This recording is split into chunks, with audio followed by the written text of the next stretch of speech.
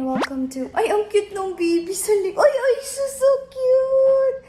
Welcome to another vlog. Today's vlog is like a day in my life. I know I owe you a vlog already, so I'm vlogging today. I also promised a house tour. Well, this house is old and there's nothing special.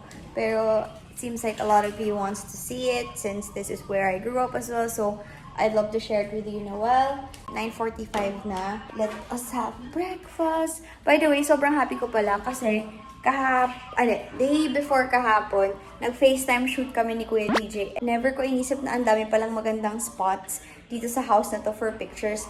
And he's posting the first post-processed ones. Today, I'm gonna show you. Since we can't leave the house, we decided to do a photo shoot via FaceTime. And it went like...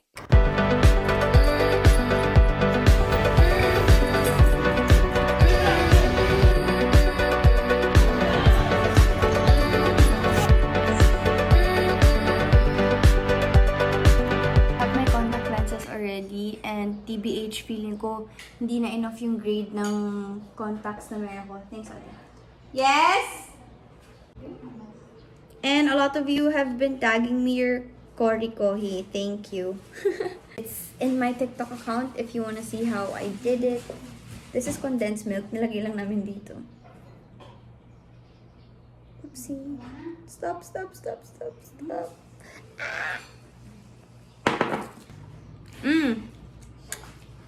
Ang tamis. Napasobra. Hola! Magti 3 o'clock na. Actually, past 3 na pala. And kakatapos ko lang gawin yung isa kong TikTok video. Sorry kung di ako makapag-BTS kasi same phone yung gamit ko. Na-explain ko naman na hindi pala, parang kailangan pala i-clean yung camera na dala ko dito sa province. Kaya hindi ko yun magamit for vlogging. Pero ang hirap niya, grabe. Anything that requires like changing of clothes, mga smooth transition, sobrang hands down sa mga, yung mga TikTok profile, sobrang galing nila. Ang hirap, pero anyway, at least natapos ko. And part of my props was popcorn. So, ayan, kinakain ko siya ngayon. This is my favorite, sweet and salty siya na popcorn. Ayoko yung, pag microwave popcorn, ayoko ng cheese, ayoko ng butter. Ito lang yung gusto ko, sweet and salty. Tapos, gagawin na natin yung pastillas in a while. Okay, so now we're gonna do the pastillas. I swear, this is the easiest dessert you can make. Pwede na siguro itong panghalo, no? Malaking kutsara. Sige. Tilinda, sorry. Hindi na namin gagamitin. Bakit? Eh, kasi pwede naman sa Tupperware. Bilog-bilog na lang sila. Bilog-bilog? O, ikaw. We have 1 can of condensed. Condensed, di ba?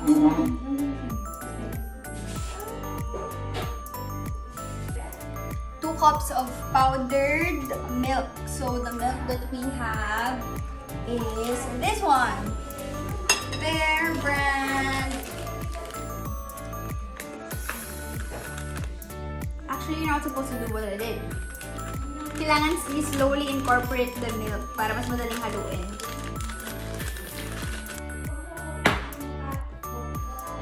Ayan. Once it's like this, so parang ayan. Well mixed na siya. Walang buong powder. We're gonna add more powdered milk. Okay, so I just washed my hands. We're done with the mixture. I have 2 plates right here. In this plate, we will be putting yung circular na ma-form natin. And here, some white sugar. So, doon natin siya i-roll.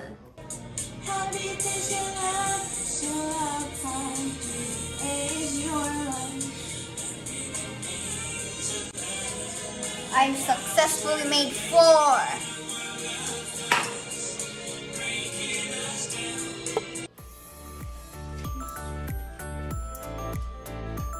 Ang dali niya i-mix, ang hirap niyang bilugin. I have successfully made a few. Ayan.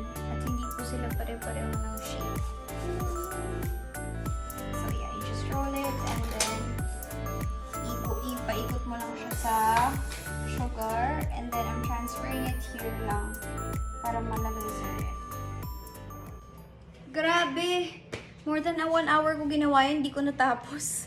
Anyway, may theory ako na mas madali siyang i-roll or ibilog kapag ka malamig. So, nilagay ko yung mixture sa loob ng ref. And my brother arrived. And there's food. Napagod ako sa isang oras na yun. Hi! This is my first McDo in almost 2 months. Ay, this is not mine.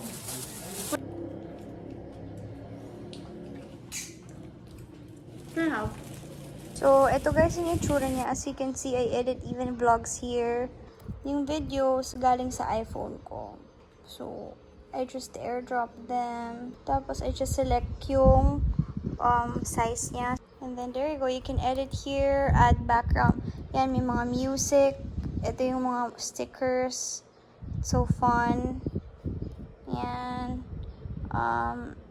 You can put text as well. You can put image and GIFs and videos on top of a video or a photo. And there's also filters.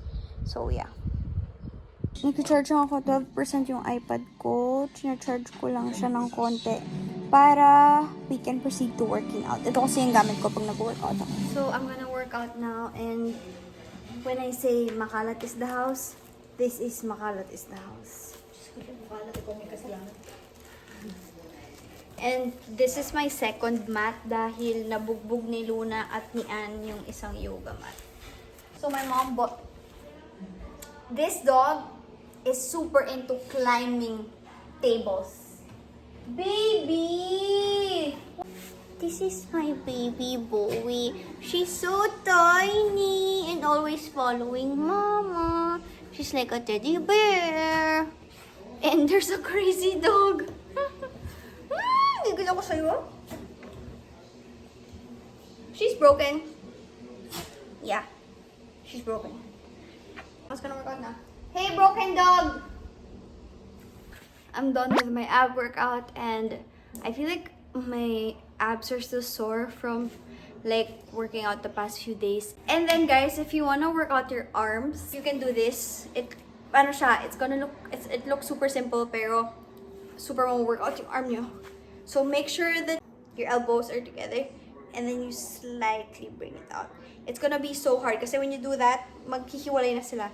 So you make sure they're always together, and bring it out like that. Looks easy, pero makita mo na medyo nagsishake yung arm ko. I learned this from Cassie, 1 minute. And then after you do that, you can do 1 minute of mini circles.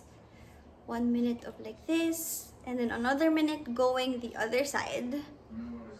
Yes. So that's a 3-minute arm workout already. So kung gusto niyo pa dagdagan, you can do angel arms. So you just do this. Hindi mo ba? So yan. 1 minute also. So that's 4 minutes already. You can do parang prayer position and then pauses. So yeah, like this. For a minute also. So that's non-stop. So that's a 5-minute arm workout for you guys. I'm gonna do that. BRB. Okay, so dahil naglalakad-lakad pa rin ng parents ko, maliligo na muna ako. Sorry, madilim. Okay, so now I'm in my mom's bathroom. Sobrang gusto ko yung parang spotlight effect nung bathroom na to. I can turn it off and like, there, I love it. And I'm super into this shower na parang may gold detail. I just like the vibe of this CR. As in, sobrang gusto ko yung layout ng CR na to na may bathtub, yung bathtub na may ramen with... Quick note ba yan? Or emerald mo lang? Ramen with cheese and seaweed. Yan, they're having fish and talong. Hey, I think you're really cute. I like you a lot. Maybe we can hang out or something. Ay, nako. Ay, nako. Oo. Dugit mo. Away sila ng kapatid niya. Kumain mo na naman kami. Ito si Luna na may magsimula ng away. Siya naman takot kay Bo. Good morning, this is the next day, Ray, and yeah. Anyway, I think gawin na natin yung house tour now. Teka lang, kunin ko lang yung aking monopod. Okay, sobrang legit kakagising ko lang kaya magapa yung mukha ko. Pero, tara, labas na tayo. Hanapin ko lang. Borrow ko slippers, sis. Okay, so before we start, I'm outside already. Quick background about this house. This house is probably, siguro ka-age ni Anne. So, mga 19 years. So, our house is old. So, we live next to our grandparents' house and their house is more than 50 years old. So, yun yung house ng grandparents ko. I feel like I'm super blessed talaga to live next to my grandparents kasi not all of my cousins, they experienced that. So, parang growing up, I had my grandparents next door. So, tara, let's go. And also, I did an empty house tour maybe a year or 2 years ago. Not much has changed kasi hindi rin naman kami nag-move back here. Pero, since a lot of you are asking for a house tour, here it is. Okay, so this is the view from the gate and sorry, kita tong part ng tripod na to. Wala na akong magawa. But yeah, we have this parking. Usually, may 4 na car dito. So, let's just go around the house first. And, sorry, ang shaky. Ayan. We have this tiny grotto. Okay, so, this is the side of the house na may mga labada. Nung buhay pa si Tatang, we had a lot of trees here. Like, these tall trees were way taller and sobrang covered yan. But, hindi na na-maintain. Kasi, nung tumanda yung grandparents ko, they moved to QC as well. And we all moved to QC, so wala na nag-maintain nung garden-ish. So, the grass is dead. The plants are dead, which is sad kasi my parents, they used to really take care of them. But then, since we left, wala na. And then, this area, this is where we usually have, like, house parties, like, simple gatherings lang. And we would usually make this as the stage, like, small stage lang. But now, it's a tambakan of furniture that we don't use anymore. This right here used to be our laundry. Well, it's still our laundry. This used to be our dirty kitchen. But since si Ramboy na lang yung nagsistay dito, hindi na necessary ng dirty kitchen kasi isang tao lang naman yung kumakain dito. Okay, and then we park our other cars there since andito kami lahat. And then, it's my brother. Okay, we're back dun sa side. This is the side door of the house. And now, this is our dirty kitchen. And this is a dirty dog. Hi, Wuna Bear! Ayan, so this is our dirty kitchen. And this is our kitchen. Yung mga bagay-bagay, mga food and all, and stocks. This is our dining area na magulo. And I have a photo to show you, our very first photo. Together kami as grown-ups when we transferred here. Go, move. We took a photo kasi parang sobrang rare nga namin nandito.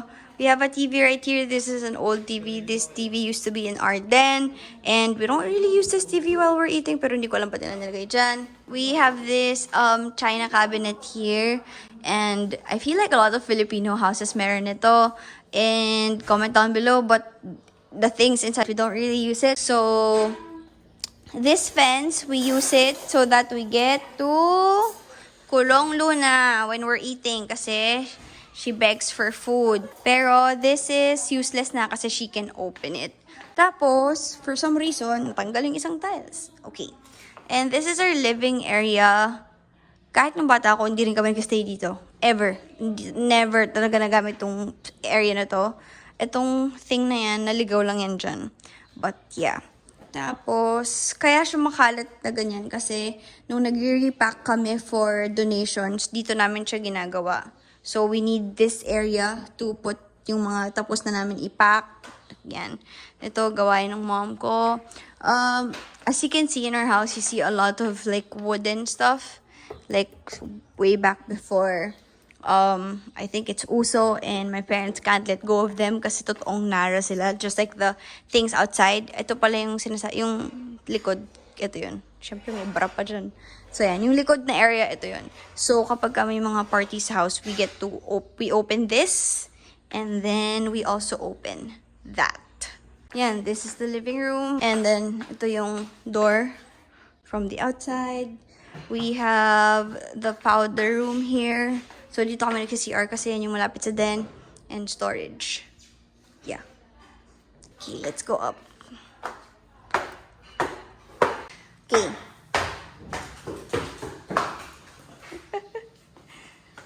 This is the second floor, and we have this another living room. There used to be a TV here and like huge sound system, but we got rid of it because again, we left. We have a terrace right there, and actually, hindi ganito yung itsura nito. This one used to be here, and then these two here. Tapos, yung memory ko lang dito is, I would watch paulit-ulit yung first season ng PBB. And this is a guest room. This is my room, but I'm not gonna go inside because Kuya is sleeping. O sige, Luna, ikaw na pumasok. This is the only decent room in this house because this is where Dico stays. Yes. And this is my mom's room. I showed you the CR yesterday. So yeah, that's pretty much it. Yeah, I grew up here. So, maraming memories din yung house. Oh, I forgot to show you. So, this is the den. This is where I sleep. Hi, Bowie!